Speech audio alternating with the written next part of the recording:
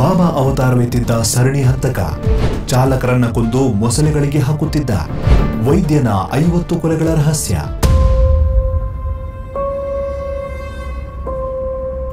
ಅದು ದೆಹಲಿಯ ರೋಹಿಣಿ ಪ್ರದೇಶ.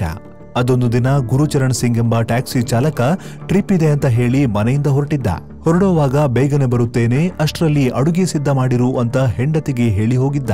ಆದ್ರೆ ಅವನಿಗೆ ಗೊತ್ತಿರಲಿಲ್ಲ ಅದೇ ಮಾತು ಆತ ತನ್ನ ಕುಟುಂಬದೊಂದಿಗೆ ಆಡಿದ ಕೊನೆಯ ಮಾತೆಂದು. ಗುರುಚರಣ್ ಸಿಂಗ್ ಒಂದು ದಿನ ಕಳೆದರೂ ಹಿಂದಿರುಗಲಿಲ್ಲ. 2 ದಿನ, 1 ವಾರ, ಎಲ್ಲವೂ ವ್ಯರ್ಥ. ಪೊಲೀಸರಿಗೆ ದೂರು ನೀಡಲಾಯಿತು, ಆದರೆ ಯಾವುದೇ ಸುಳಿವು ಸಿಗಲಿಲ್ಲ.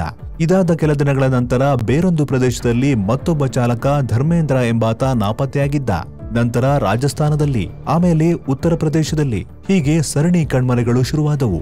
ಬರೋಬ್ಬರಿ 50ಕ್ಕೂ ಹೆಚ್ಚು ಟ್ಯಾಕ್ಸಿ ಚಾಲಕರು, ಅವರ ವಾಹನಗಳು ಕಾಣದಂತೆ ಮಾಯವಾಗಿದ್ದವು. ಇದೆಲ್ಲ ನಡೆದದ್ದು 2003ರಲ್ಲಿ. ಈ ಎಲ್ಲಾ ಪ್ರಕರಣಗಳ ಹಿಂದೆ ಯಾರ ಕೈವಾಡ ಇರಬಹುದು? ಇದೊಂದು ದೊಡ್ಡ ಗ್ಯಾಂಗ್ನ ಕೆಲಸವೇ? ಉತ್ತರ ಸಿಕ್ಕಿದ್ದು 1 ವರ್ಷದ ನಂತರ. 2004ರಲ್ಲಿ ರಾಜಸ್ಥಾನದ ಪೊಲೀಸ್ ಠಾಣೆಯೊಂದರಲ್ಲಿ ಒಬ್ಬ ವೃದ್ಧ ಶಾಂತವಾಗಿ ಕುಳಿತಿದ್ದ. ಉದ್ದನೆಯ ಗಡ್ಡ, ಪ್ರಶಾಂತವಾದ ಕಣ್ಣುಗಳು. ಅವನ ಮುಖದಲ್ಲಿ ಸಣ್ಣ ಭಯವೂ ಇರಲಿಲ್ಲ, ಯಾವ ಆತಂಕದ ಛಾಯೆಯೂ ಇರಲಿಲ್ಲ.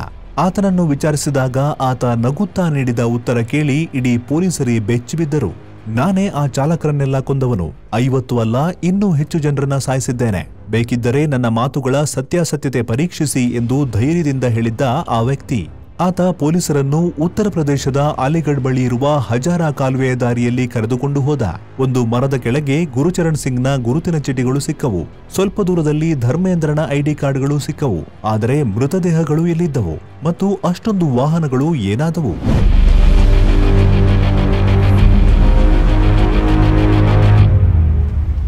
ಆಗಲೇ ಆ ಸರಣಿ ಕೊಲೆಗಾರ ಆಘಾತಕಾರಿ ಸತ್ಯವನ್ನ ಬಾಯ್ಬಿಟ್ಟಿದ್ದ. ಈ ಹಜಾರಾ ಕಾಲುವೆ ಇದೆಯಲ್ಲ, ಇದು ಮೊಸಳೆಗಳಿಂದ ತುಂಬಿರುವ ಒಂದು ಭಯಾನಕ ಸ್ಥಳ.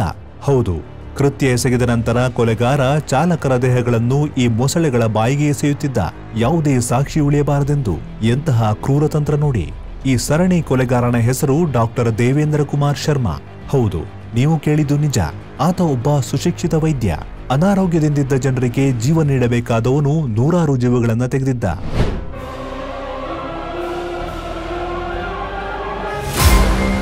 ಒಂದು ಕತೆ ಇದೆ, ಅದು ಇವನ ವಿನಾಶಕ್ಕೆ ಕಾರಣವಾಯಿತು. 1994ರಲ್ಲಿ ಇವನು ಒಂದು ಗ್ಯಾಸ್ ಡೀಲರ್ಶಿಪ್ಗಾಗಿ ತನ್ನೆಲ್ಲ ಹಣವನ್ನ ಹೂಡಿಕೆ ಮಾಡಿ ಮೋಸ ಹೋಗಿದ್ದ. ಇದರಿಂದ ಸಾಲದ ಸುಳಿಯಲ್ಲಿ ಸಿಕ್ಕಿಕೊಂಡ. ಕೊನೆಗೆ ಬಡತನ, ಹಣದಾಸೆ ಇವನನ್ನ ರಾಕ್ಷಸನನ್ನಾಗಿ ಮಾಡಿತು. ಸ್ನೇಹಿತನೊಬ್ಬನಿಂದ ಇವನಿಗೆ ಪರಿಚಯವಾದದ್ದು ಒಂದು ಭಯಾನಕ ಮಾರ್ಗ. ಅದು ಅಕ್ರಮ ಕಿಡ್ನಿ ಕಳ್ಳ ಸಾಗಾಣೆ ಜಾಲ.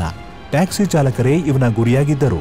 ಒಂದು ನಿರ್ಜನ ಸ್ಥಳಕ್ಕೆ ಕರೆದೊಯ್ದು ಚಾಲಕರನ್ನ ಕೊಂದು ಅವರ ದೇಹದಿಂದ ಕಿಡ್ನಿಗಳನ್ನು ತೆಗೆದು ಆಮೇಲೆ ಶವಗಳನ್ನು ಮೊಸಳೆಗಳಿರುವ ಕಾಲುವೆಗೆ ಎಸೆಯುತ್ತಿದ್ದ.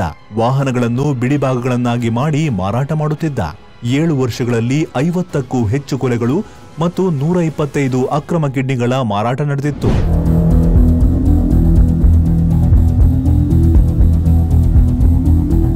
ಡಾಕ್ಟರ್ ದೇವೇಂದ್ರ ಶರ್ಮಾ ಕೊನೆಗೂ ಸಿಕ್ಕಿಬಿದ್ದು ಜೀವಾವಧಿ ಶಿಕ್ಷೆಗೆ ಗುರಿಯಾದ. ಆದರೆ ಕತೆ ಇಲ್ಲಿಗೆ ಮುಗಿಯಲಿಲ್ಲ. ವಿದ್ಯಾಟ ನೋಡಿ. 2020ರಲ್ಲಿ ತನ್ನ ಕುಟುಂಬದ ಭೇಟಿಯ ನೆಪ ಹೇಳಿ ಇವನು ಕೋರ್ಟ್ನಿಂದ 20 ದಿನಗಳ ಪೇರೋಲ್ ಪಡೆದ. ನಂತರ ಜೈಲಿಗೆ ವಾಪಸ್ ಆಗಲೇ ಇಲ್ಲ. ಅಲ್ಲಿಂದ ಪರಾರಿಯಾದ ಈ ಡಾಕ್ಟರ್ ದೆಹಲಿಯಲ್ಲಿ ತನ್ನ ಹೆಸರನ್ನ ಬದಲಾಯಿಸಿ ರಿಯಲ್ ಎಸ್ಟೇಟ್ ವ್ಯವಹಾರ ಶುರು ಮಾಡಿದ. ಕೊನೆಗೂ ಸಿಕ್ಕಿಬಿದ್ದು ಮತ್ತೆ ಜೈಲು ಸೇರಿದ. ಆದರೆ ಮತ್ತೆ 2023ರಲ್ಲಿ ಕೋರ್ಟಿಂದ 2 ತಿಂಗಳ ಪೇರೋಲ್ ಪಡ್ಕೊಂಡ. ಹೊರಬಂದ ಮೇಲೆ ಮತ್ತದೇ ಕತೆ. ಜೈಲಿಗೆ ಮರಳಲೇ ಇಲ್ಲ, ಮತ್ತೆ ನಾಪತ್ತೆ. ಈ ಬಾರಿ ಈ ಹಂತಕ ಯಾರಾಗಿದ್ದನೆಂದು ಊಹಿಸಿ. ರಾಜಸ್ಥಾನದ ದೌಸಾ ಗ್ರಾಮದ ರಾಮೇಶ್ವರಂ ಆಶ್ರಮದಲ್ಲಿ ಈತ ಸಂತ ದಯಾದಾಸ್ ಮಹಾರಾಜ ಆಗಿದ್ದ. ಜನರಿಗೆ ಭವಿಷ್ಯ ಹೇಳುವುದು, ಸಂಕಷ್ಟಗಳಿಗೆ ಪರಿಹಾರ ತಿಳಿಸುವುದು. ಜನರ ಪಾಲಿಗೆ ಈತ ಒಬ್ಬ ದೇವಮಾನವನಾಗಿದ್ದ. ನೂರಾರು ಜನರು ಇವನ ಬಳಿ ಬಂದು ತಮ್ಮ ಸಮಸ್ಯೆಗಳಿಗೆ ಪರಿಹಾರ ಕಂಡುಕೊಳ್ಳುತ್ತಿದ್ದರು. ಆದರೆ 2025ರ ಮೇ ತಿಂಗಳಲ್ಲಿ ದಯಾದಾಸ್ ಮಹಾರಾಜ್ ದೇವಸ್ಥಾನದಲ್ಲಿ ಕುಳಿತಿದ್ದಾಗ ಇಬ್ಬರು ಅಪರಿಚಿತರು ಆತನ ಬಳಿ ಬಂದರು. ಒಬ್ಬಾತ ತನ್ನ ಜೇಬಿನಿಂದ ಒಂದು ಹಳೆಯ ಫೋಟೋ ತೆಗೆದು ದಯಾದಾಸ್ ಮುಂದಿಟ್ಟ. ಆ ಫೋಟೋ ನೋಡಿದ ತಕ್ಷಣ ಆತನ ಮುಖ ಮಂಕಾಯಿತು. ನೀನೇ ಅಲ್ವಾ ದೇವೇಂದ್ರ ಶರ್ಮಾ ಅಂತ ಕೇಳಿದ್ರು. ಅಲ್ಲಿಗೆ ಸಂತ ದಯಾದಾಸ್ ಮಹಾರಾಜ್ನ ಆಟ ಮುಗಿದಿತ್ತು. ಕಳೆದ 2 ವರ್ಷಗಳಿಂದ ಒಬ್ಬ ಸರಣಿ ಕೊಲೆಗಾರ ಸಂತನ ವೇಷದಲ್ಲಿ ಊರ ಜನರ ಮಧ್ಯೆ ಬದುಕುತ್ತಿದ್ದ. ಪೊಲೀಸರು ಅವನನ್ನು ಹಿಡಿದಿದ್ದು ಹೇಗೆ ಗೊತ್ತಾ? ಪರಾರಿಯಾಗಿದ್ದ ಈ ಡಾಕ್ಟರ್ ತನ್ನ ಹಳೆಯ ಮೊಬೈಲ್ ಸಿಮ್ ಕಾರ್ಡ್ಗೆ ರಿಚಾರ್ಜ್ ಮಾಡಿ ತನ್ನ 2ನೇ ಹೆಂಡತಿಗೆ ಕರೆ ಮಾಡಿದ್ದ. ಆ ಒಂದು ಸಣ್ಣ ತಪ್ಪು, ಆ ಒಂದು ರಿಚಾರ್ಜ್ ಆತನಿದ್ದ ಸ್ಥಳವನ್ನ ಬಹಿರಂಗಪಡಿಸಿತ್ತು. ಈ ಪ್ರಕರಣ ನಿಜಕ್ಕೂ ಒಂದು ಸಿನಿಮಾ ಕಥೆ ಅಂತಿದೆ. ಒಬ್ಬ ಡಾಕ್ಟರ್ ಸರಣಿ ಕೊಲೆಗಾರನಾಗಿ, ನಂತರ ಒಬ್ಬ ಸಂತನಾಗಿ ಹಲವು ವೇಷದಲ್ಲಿ ಬದುಕಿ ಈಗ ಜೈಲು ಸೇರಿದ್ದಾನೆ.